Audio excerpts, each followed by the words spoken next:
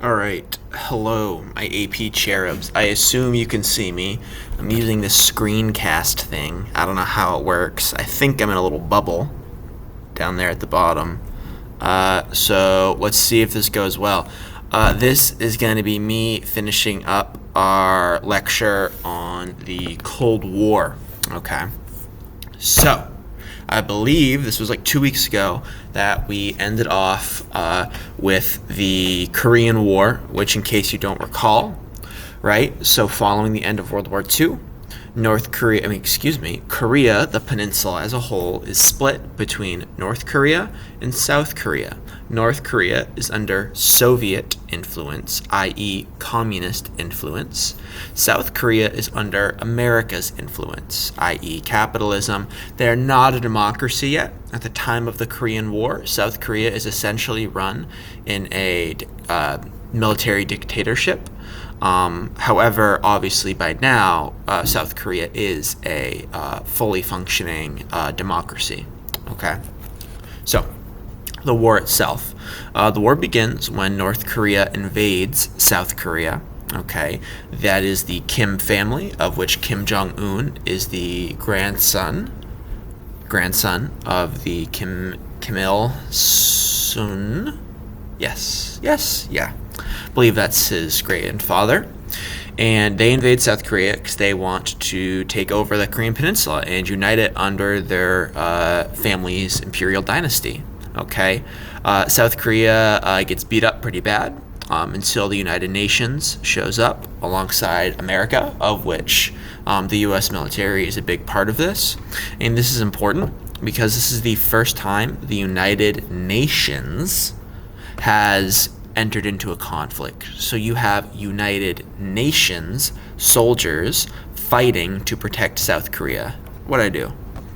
Okay, so you see in bold there on the Western Bloc, okay, Truman versus MacArthur. Truman, who was vice president under Franklin Delano Roosevelt, became president after FDR died at the very end of World War II, and then was reelected.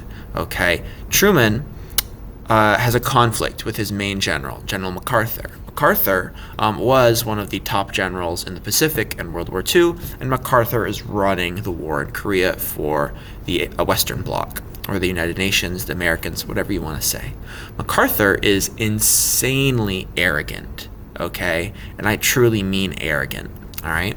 MacArthur, here's his plan to win the war. He wants to drop. So Korea, in case you don't know, the peninsula connects to China, okay? And China is in the war fighting with millions of soldiers for North Korea. In order to stop this, MacArthur wants to fly a series of American bombers over the border with Korea and turn it into a nuclear wasteland. He literally wants to lay a wall of nuclear radiation across the border between China and North Korea to isolate North Korea from their allies. And that way the Chinese can never again cross the border into Korea. Truman fires him because he says, "You're insane." So eventually the war ends in a stalemate at the 53rd parallel, which is where the border remains to this day. This war is not over. There was never a peace treaty. There was just an armistice. And there's still skirmishes every now and again along the border. So technically, we are still at war with North Korea. Okay? That's a map of where South Korea is in red right there. North Korea is in white above it. I think you can see my cursor. And right along there is where MacArthur wanted to bomb with nuclear weapons. That's China. That's Russia. That's Japan. That's us. So the initial invasion, like I said, over here on the left, South Korea is pushed back almost completely into the sea.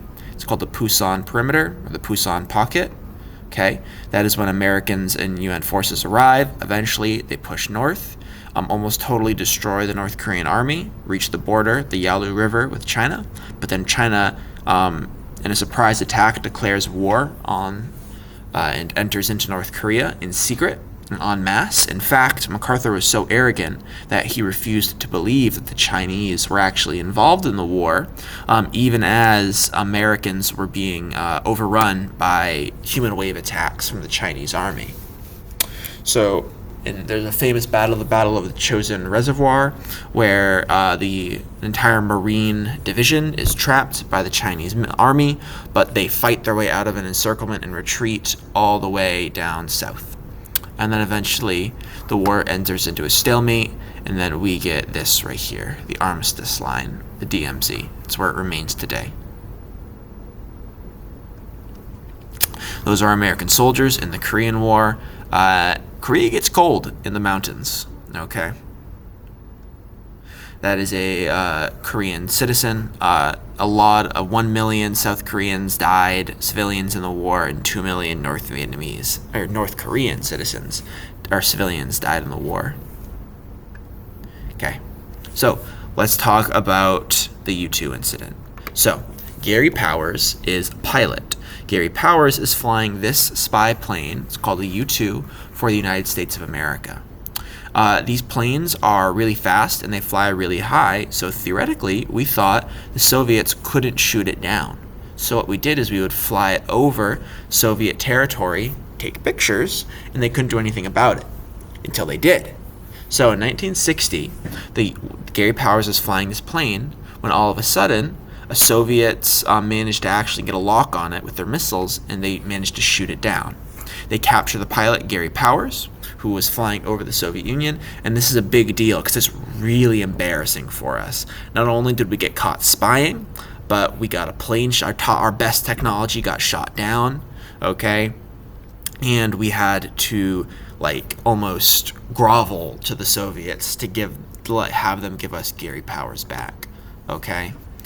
And this really miffed the Soviets off. They were pretty upset, okay, quite obviously. And a lot of de-escalation talks were canceled because of this incident. That is where he was shot down. He flew out of Pakistan, which was one of our allies.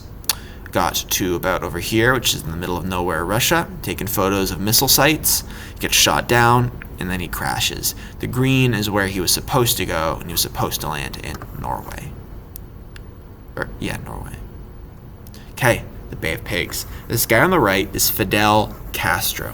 Cuba, which is that big island right below the United States in the Caribbean, okay, is communist. There's a communist revolution, and Cuba became under the control, if you want to say, of a communist dictatorship under this guy, Fidel. Fidel was friends with the Soviets, okay? So, we don't like that. We hate Fidel. What do? The Central Intelligence Agency, with the go-ahead of John F. Kennedy, JFK, come up with this plan. There's a lot of Cuban immigrants in Florida, and there still are to this very day. So, how can we get rid of Fidel? Well, what they do is they take a couple thousand of these immigrants, young men, and they take them to these training facilities, and they secretly, it was a very poorly kept secret. Every Cuban immigrant in Florida knew about it, which meant in turn, Cuba knew it was going to happen. And trained them to basically be partisans, guerrilla fighters. Okay, so the day comes. What they do is they give them these uniforms, which have no insignias on it for plausible deniability. Okay, and then they give them boats, which they remove the insignias from, and they even fly bombers, which have the insignias and everything removed, so that way, if they're captured, we can say, oh, well, actually, we didn't know. Yeah, nobody would believe that. So what ends up happening is the invasion is a total failure. They land at the Bay of Pigs. The air support that they were promised by the United States never arrived on time because they were using different time zones. They didn't account for the different time zones, and they got stuck on the beach, and the Cuban army basically crushed them. So this is really bad because it's embarrassing. We had to give Fidel a lot of stuff to get those prisoners back. It makes us look incompetent, and it made Fidel Castro want to become closer friends with the Soviet Union to protect his own regime and his country. What this does is it pushes us into our next big conflict. That's Cuba, by the way, in case you didn't know. The Cuban Missile Crisis, okay? 13 days. This is the closest the world has ever come to nuclear war, all right? So, right there is John F. Kennedy.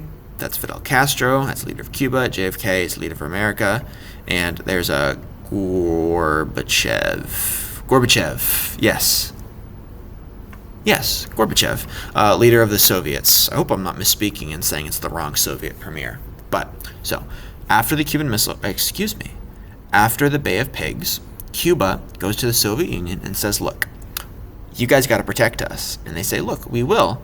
Allow us to place our nuclear weapons in Cuba, and we will protect you. Cuba says, okay.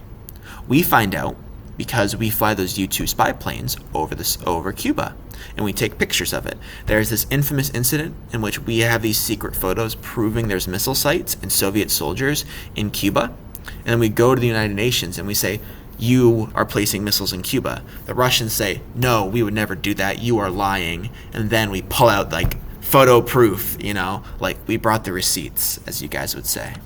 Okay, so John F. Kennedy says this cannot stand. JFK blockades Cuba with the American Navy, and for 13 days, the Soviet Navy is steaming over to Cuba. And everybody says, oh my God, there's going to be a confrontation. It's the end of the world. Like, people are like, literally, like, they're looking into the skies all the time. They're waiting for the bombs to come. They're waiting for the bombers, for the ICBMs. Okay, people are like not going too far from their nuclear shelters. Everybody is like, this is like end of days kind of stuff. Okay, so in the end, the Soviets back down. All right, they pull the missiles off. JFK is celebrated as a absolute hero of the free world and the American people. But in return for the Soviets removing their missiles from Cuba, we removed our nuclear weapons from Turkey, which is and was our ally, which is very close to the Soviet Union. But we don't really publicize that part. So, but in the end, we did come out on top, right? JFK is a hero. Everybody says America won. Hooray. This is the big impact of the Cuban Missile Crisis, is that this is where we get the hotline to Russia. So literally, any American president has a phone line directly to the Russian leader. So any president can at any time pick up the phone and call the president of the Soviet Union. This is to prevent escalation. Those are the missiles we removed from Turkey, which could reach Moscow very quickly. And they removed their missiles from Cuba in return. So, like, we would have like an hour's warning, or even longer, back in this day and age, in the 60s, when the Soviets launched their missiles at us, to like launch our own missiles, scramble planes, prepare the military, attack in return, and get everybody into shelters. If it was launched from Cuba, we'd have 5 minutes until the first bombs are exploding. Yeah, there's JFK. Tells the Russ to lay off. All right. There they are. It's like it's a political cartoon. They're having a standoff. Okay. All right, this guy, Vasily Arkhipov. Here's a little fun fact for you. Vasily Arkhipov was an officer on a Soviet nuclear submarine. A nuclear submarine is a submarine, or it's like a strategic missile submarine that carries nuclear weapons. It's got nuclear missiles on it that it can launch at any time. They are just off of Cuba, and they're watching the American fleet. They're like hidden in the water, and they're watching them, and then reporting back to Russia what's going on. The Americans don't know they're there, so the U.S. Navy conducts a drill, practice. A couple of American boats start practicing what they would do if they saw a Soviet submarine, like dropping depth charges, like these bombs in the water that sink submarines and all this stuff.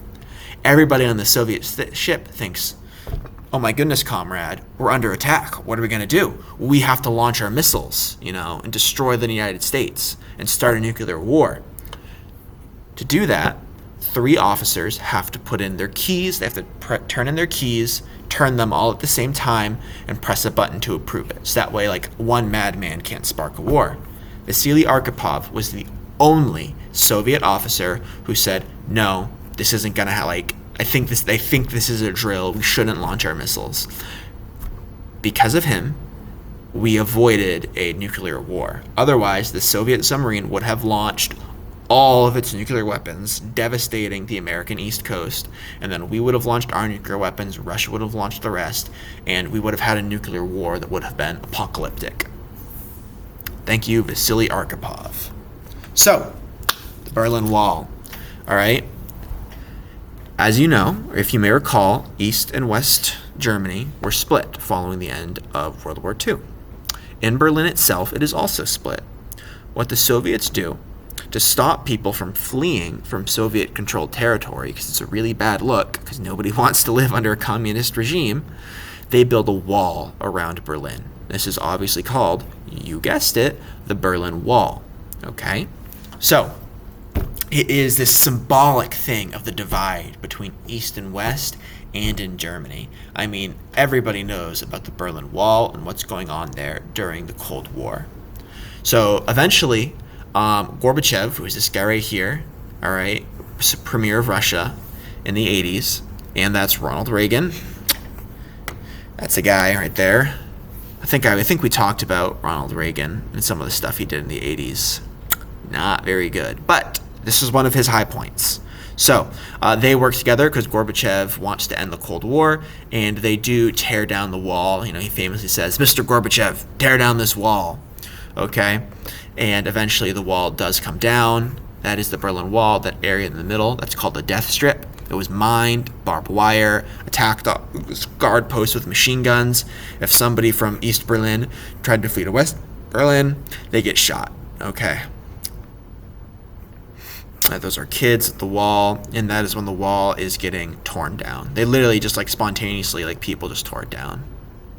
Yeah, Mr. Gorbachev, tear down this wall.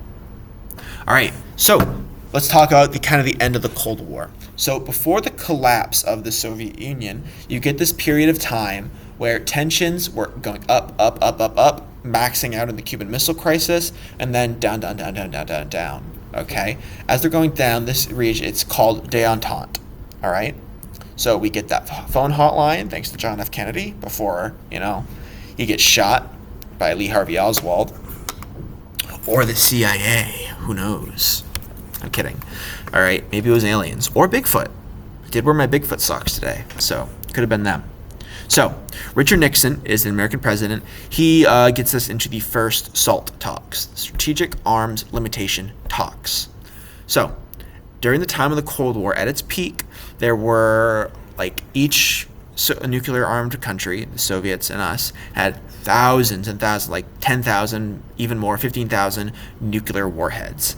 That's a lot, okay? So, what these talks do is they say, hey, let's stop building all these nukes. Let's limit them. We don't need that many. Okay? It's almost like it's like nuclear you can think of it like almost like gun control, but like nuclear gun control. Okay? It's like reducing the amount of nukes that there are.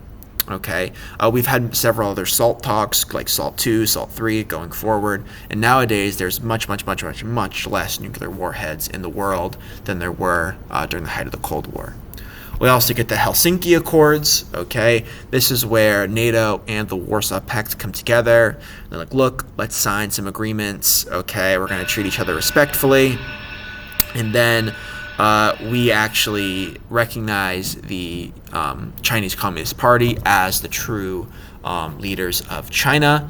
But what we do now is we recognize Taiwan and China. It's a complicated thing. And if you want to learn more about it, take the 21st Century class with me next year. All right, cool. And then eventually the Soviets collapse because nobody likes to be in the Soviet Union. All the different countries in the Warsaw Pact leave, join NATO pretty much because they hate the Soviets. And then a bunch of countries that used to be in the Soviet Union become independent, like Ukraine, Kazakhstan, Tajikistan, Georgia, Armenia, Azerbaijan, so on and so forth. And then it is no longer the Soviet Union. We get Russia, who are still meanie heads. Cool. I don't know how to end this thing. I'm still sharing my screen. I don't know. I feel like a buffoon here, and I hope I recorded all that. Did I?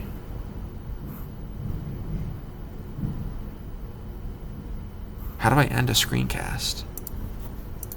How to end screencast. Look for a stop button. Search, Shift, and X. I feel like an old man here. I don't have a search key.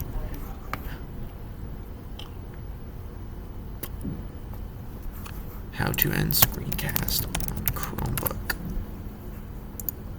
Nope.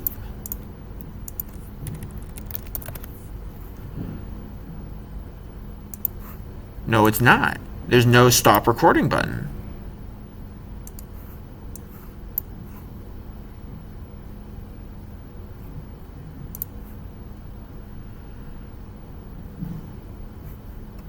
How do I stop it?